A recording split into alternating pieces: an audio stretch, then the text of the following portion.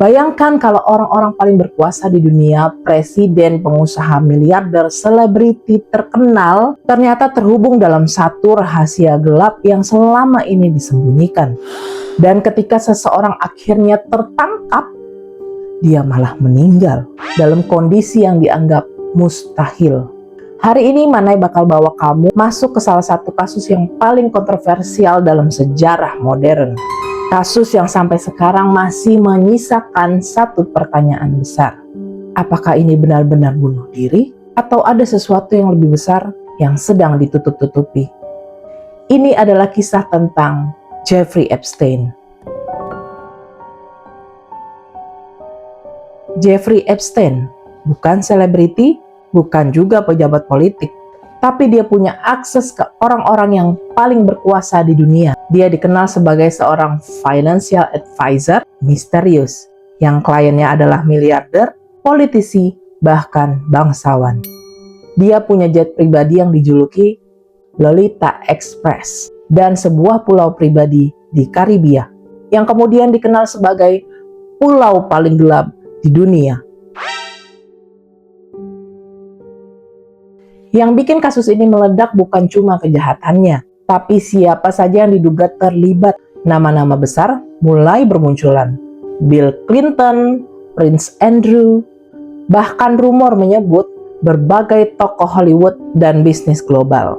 Meski banyak yang membantah, dokumen penerbangan dan kesaksian korban mulai membuka fakta bahwa ini bukan kejahatan biasa, tapi diduga sebagai jaringan. Sebenarnya, Epstein sudah pernah ditangkap pada tahun 2008. Tapi anehnya, dia hanya mendapat hukuman ringan. Bahkan diperbolehkan keluar penjara hampir setiap hari. Banyak orang mulai bertanya, kenapa dia diperlakukan berbeda? Apakah karena koneksi atau ada sesuatu yang lebih besar? Tahun 2019, Epstein akhirnya ditangkap kembali. Kali ini tuduhannya jauh lebih serius. Korban mulai bersuara. Cerita-cerita mengerikan muncul ke publik. Dunia mulai sadar bahwa ini bukan sekedar skandal, tapi mungkin salah satu kejahatan terbesar yang melibatkan orang-orang elit. Tanggal 10 Agustus 2019, Epstein ditemukan meninggal di sel tahanannya. Penyebab resmi, bunuh diri. Tapi ada banyak hal yang tidak masuk akal. Kamera CCTV tidak berfungsi, penjaga tertidur, luka yang dianggap tidak biasa. Dan sejak saat itu, internet meledak dengan satu kalimat, Epstein didn't kill himself. Banyak teori bermunculan. Dia dibungkam, ada pihak yang takut rahasianya terbongkar. Jaringan elit global benar-benar ada. Tidak ada yang bisa membuktikan sepenuhnya, tapi juga tidak ada yang bisa menutup semua kejanggalan. Kalau Epstein bukan cuma tentang satu orang, tapi tentang sistem, kekuasaan, dan rahasia yang mungkin terlalu besar untuk diungkap. Dan sekarang pertanyaannya untuk kamu. Kalau semua ini benar, seberapa dalam sebenarnya dunia gelap itu? Dan apakah kita benar-benar tahu siapa yang mengendalikan dunia? Kalau kamu suka cerita seperti ini, jangan lupa subscribe Manai Berkisah, karena di sini kita bakal kupas cerita-cerita yang bikin kamu mikir 2 kali sebelum tidur. Bayangkan kalau ada sebuah daftar yang berisi nama orang-orang yang paling berkuasa di dunia, dan daftar itu bisa menghancurkan karir, reputasi, bahkan negara. Daftar itu disebut-sebut berkaitan dengan satu orang, Jeffrey Epstein. Dan sampai hari ini, pertanyaannya bukan lagi apa yang dia lakukan, tapi siapa saja yang ada di dalam daftar itu. Setelah kematian Epstein, muncul satu hal yang bikin dunia makin heboh. Black Book, sebuah buku kontak yang berisi ratusan nama, mulai dari politisi, pengusaha, selebriti, bahkan keluarga kerajaan. Buku ini bukan sekedar daftar kontak biasa. karena beberapa nama di dalamnya dikaitkan dengan aktivitas mencurigakan. Tapi anehnya, tidak semua isi buku ini benar-benar dibuka ke publik. Sebagian bocor, sebagian lagi seperti menghilang. Dan sejak saat itu, orang-orang mulai bertanya, apa yang sebenarnya disembunyikan? Satu persatu korban mulai muncul, membawa cerita yang tidak mudah untuk didengar. Salah satu nama yang paling dikenal, Virginia Giuffre. Dia mengaku bahwa dirinya pernah dipindahkan ke berbagai orang berpengaruh. Dan bukan hanya dia, banyak korban lain yang mulai bicara dengan cerita yang memiliki pola yang sama. Ini bukan lagi kasus individu, ini mulai terlihat seperti sistem. Beberapa nama besar terseret, Prince Andrew, Bill Clinton. Sebagian membantah, sebagian memilih diam, dan sebagian lagi memberikan pernyataan yang justru menimbulkan lebih banyak pertanyaan. Contohnya, wawancara publik yang dianggap aneh dan tidak meyakinkan banyak orang. Publik mulai terbelah. Mana fakta, mana pembelaan. Jika Epstein sudah meninggal, lalu siapa yang masih tahu semua rahasia itu? Jawabannya, Ghislaine Maxwell. Dia adalah orang terdekat Epstein dan dianggap sebagai penghubung dalam jaringan tersebut. Dia ditangkap, diadili, dan dinyatakan bersalah. Tapi, ada satu hal yang membuat banyak orang bingung. Kenapa daftar nama lain tidak terungkap secara jelas? Kalau memang ada jaringan, di mana yang lainnya? Beberapa dokumen pengadilan masih disegel. Sebagian informasi dihapus. Nama-nama disensor. Dan ini memicu satu teori besar. Apakah ada pihak yang dilindungi? Karena kalau semua dibuka, dampaknya mungkin bukan hanya ke individu, tapi ke sistem global. Kasus ini terasa berbeda karena terlalu banyak orang kuat terlibat, terlalu banyak kejanggalan, terlalu banyak yang tidak pernah dijawab. Dan mungkin bukan karena tidak bisa diungkap, tapi karena tidak boleh diungkap. Jadi sekarang pertanyaannya bukan lagi apa yang terjadi pada Epstein, tapi seberapa besar kebenaran yang belum kita tahu. Dan kalau suatu hari semua itu terungkap, apakah dunia akan tetap sama? Kalau kamu mau part 3 yang bakal bahas teori paling liar dan kemungkinan yang jarang dibahas, kamu bisa lanjutin video ini.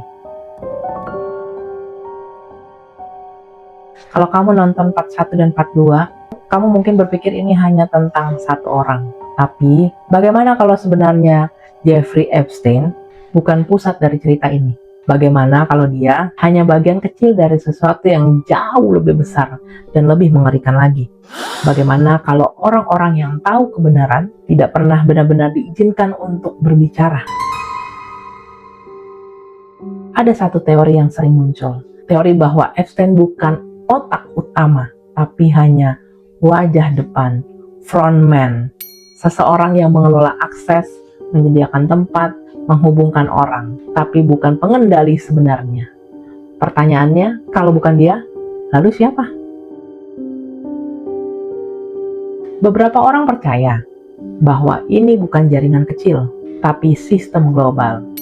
Jaringan yang tidak punya nama resmi, tidak muncul di publik, tapi punya pengaruh besar. Dan yang paling mengganggu, mereka mungkin saling melindungi, karena kalau satu jatuh, yang lain ikut jatuh. Pulau Epstein sering disebut sebagai tempat pertemuan, tapi teori yang lebih gelap mengatakan itu bukan sekedar tempat liburan. Beberapa spekulasi menyebut tempat kompromi, tempat rahasia dibuat, tempat yang membuat orang tidak bisa keluar dari sistem. Dan kalau itu benar, maka pulau itu bukan sekedar lokasi, tapi alat. Salah satu teori yang paling dibahas, blackmail system. Sistem di mana orang-orang penting direkam, disimpan rahasianya, dan kemudian dikendalikan. Kalau ini benar, maka kekuasaan bukan lagi soal jabatan, tapi soal Siapa yang memegang rahasia siapa? Banyak korban menggambarkan hal yang sama, bukan hanya takut, tapi merasa tidak punya jalan keluar.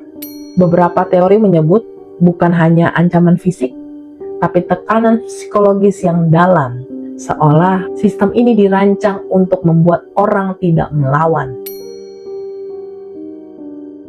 Kematian Epstein sering dianggap sebagai titik akhir, tapi bagi banyak orang, ini justru awal dari pertanyaan. Karena terlalu banyak kejanggalan, kamera mati, pengawasan gagal, prosedur tidak berjalan, dan semua terjadi di saat yang paling penting. Dalam setiap kejadian besar, selalu ada satu pertanyaan klasik. Cui bono, siapa yang diuntungkan? Jika Epstein hidup, mungkin lebih banyak yang terungkap. Tapi jika dia tidak ada, banyak hal berhenti di situ. Dan mungkin itulah yang diinginkan. Mungkin kita melihat ini sebagai kasus kriminal. Tapi bagaimana kalau ini adalah sesuatu yang lebih besar? Sistem, jaringan, atau bahkan struktur kekuasaan yang tidak terlihat. Dan kalau itu benar, maka pertanyaannya bukan lagi apa yang terjadi pada Epstein, tapi apakah dunia ini benar-benar seperti yang kita lihat? Kalau kamu sampai di menit ini, tulis di komentar, ini bukan kebetulan, atau ini terlalu dalam. Dan kalau kamu mau aku lanjut ke part 4, lebih gila lagi, teori terdalam plus kasus lain yang terhubung, lanjutin video ini. Setelah semua yang kita bahas, ada satu pertanyaan yang tidak bisa dihindari. Bagaimana kalau ini bukan hanya tentang satu kasus? Bagaimana kalau Jeffrey Epstein hanya satu bagian kecil dari sesuatu yang jauh lebih besar? Sesuatu yang tidak punya wajah, tidak punya nama, tapi punya kekuatan. Dan yang paling menakutkan, mungkin masih ada sampai sekarang. Kalau kita lihat lebih dalam, kasus seperti ini bukan hanya terjadi sekali. Dalam berbagai negara, dalam berbagai waktu, selalu ada pola yang mirip. Orang berkuasa, tempat tertutup, rahasia besar, dan akhirnya hilang atau ditutup. Pertanyaannya, ini kebetulan atau pola? Karena kalau ini pola, berarti ada sistem yang berjalan. Beberapa teori menyebut ada jaringan yang tidak pernah diumumkan, tidak punya struktur resmi, tapi anggotanya orang kuat, kegiatannya tertutup, dan pengaruhnya luas. Jaringan ini tidak muncul di berita, tapi jejaknya kadang terlihat di kasus-kasus seperti ini. Bukan bukti langsung, tapi pola yang sulit diabaikan. Kalau teori sebelumnya benar, maka kekuasaan tidak lagi hanya soal jabatan, uang, popularitas, tapi soal kontrol. Kontrol melalui informasi, rahasia, ketergantungan. Dan mungkin itulah kenapa beberapa orang terlihat tidak tersentuh. Dalam banyak kasus besar, selalu ada dokumen, tapi jarang yang benar-benar lengkap. Nama disensor, bagian dihapus, file disegel. Dan ini menciptakan satu situasi aneh. Kita tahu sebagian, tapi tidak pernah semuanya. Seolah kita hanya diizinkan melihat setengah kebenaran. Salah satu hal paling kuat dalam sistem seperti ini bukan kekerasan, tapi ketakutan. Ketakutan membuat orang diam, menarik diri, tidak berbicara. Dan yang paling berbahaya ketika orang mulai merasa percuma untuk melawan. Dalam banyak teori, kebenaran tidak selalu dihancurkan secara langsung, tapi dihilangkan perlahan. Formasi tenggelam, fokus publik dialihkan, narasi berubah, dan akhirnya orang lupa. Pertanyaan yang paling mengganggu, apakah ini sudah selesai atau masih berjalan? Karena jika ini memang sistem, maka sistem tidak berhenti hanya karena satu orang hilang. Mungkin kita tidak akan pernah melihat gambaran utuhnya. Mungkin kita hanya melihat potongan-potongan kecil. Tapi kadang, potongan kecil itu cukup untuk menunjukkan satu hal, bahwa dunia ini mungkin lebih kompleks, lebih gelap, dan lebih terhubung dari yang kita kira. Dan sekarang, pertanyaannya bukan lagi tentang Epstein, tapi tentang apa lagi yang belum kita lihat. Kalau kamu sampai di sini, tulis di kolom komentar, ini lebih besar dari Epstein. Dan kalau kamu mau lanjut ke teori paling dalam, plus ada refleksi realita, lanjutin video ini. Setelah semua yang kita bahas dari awal sampai sekarang, ada satu hal yang mulai terasa jelas. Kita tidak sedang melihat satu cerita utuh. Kita hanya melihat potongan dari sesuatu yang jauh lebih besar. Dan di tengah semua itu, nama ini terus muncul, Jeffrey Epstein. Tapi mungkin ini bukan lagi tentang dia. Bayangkan, kamu punya puzzle, tapi setengah bagiannya hilang. Kamu tetap bisa melihat gambar, tapi tidak pernah benar-benar lengkap. Itulah yang terjadi dalam kasus ini. Kita punya kesaksian, dokumen, koneksi, tapi tidak pernah semuanya dalam satu tempat. Dan mungkin itu bukan kebetulan. Jika semua ini hanya tentang satu orang, maka seharusnya semuanya selesai saat dia tidak ada. Tapi kenyataannya tidak. Pertanyaan tetap ada, pola tetap terlihat, dan ini mengarah ke satu kemungkinan. Ini bukan tentang individu, ini tentang sistem. Sistem yang bisa berjalan tanpa satu orang, bisa beradaptasi, dan bisa tetap tersembunyi. Ada dunia yang kita lihat setiap hari, berita, sosial media, kehidupan biasa. Tapi mungkin ada lapisan lain, lapisan yang tidak terlihat.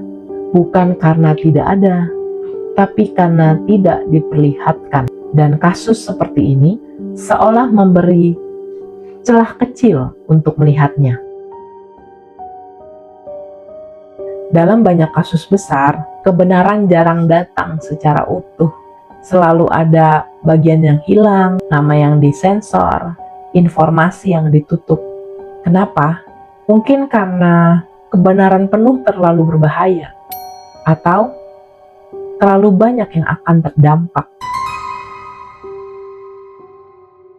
Waktu punya kekuatan yang aneh, bukan hanya menyembuhkan, tapi juga menghapus. Kasus besar perlahan dilupakan, digantikan berita baru, kehilangan perhatian. Dan disitulah banyak hal menghilang, bukan karena diselesaikan, tapi karena tidak lagi dibicarakan. Ada satu hal yang sering tidak disadari. Publik juga bagian dari sistem, karena kita memilih apa yang kita tonton. Kita menentukan apa yang viral, kita memutuskan apa yang penting, dan tanpa sadar, perhatian kita bisa diarahkan. Kasus ini berada di garis tipis antara fakta dan teori. Sebagian hal terbukti, sebagian masih diperdebatkan. Di tengah itu, muncul banyak pertanyaan yang mungkin tidak akan pernah punya jawaban pasti. Pertanyaan ini jarang ditanyakan. Apakah semua kebenaran harus diketahui? Atau ada hal-hal yang memang tidak akan pernah sampai ke publik? Dan kalau iya, siapa yang menentukan itu? Pada akhirnya, mungkin ini bukan tentang menemukan jawaban, tapi tentang memahami satu hal, bahwa dunia ini tidak selalu sesederhana yang terlihat. Dan mungkin tidak semua hal bisa kita pahami sepenuhnya. Tapi satu hal yang pasti, Ketika kamu mulai melihat pola, kamu tidak bisa tidak melihatnya lagi. Dan sekarang, kamu sudah melihatnya. Kalau kamu nonton sampai akhir, tulis di komentar, gue udah lihat polanya. Dan share video ini ke orang yang kamu percaya, karena mungkin mereka juga perlu melihatnya.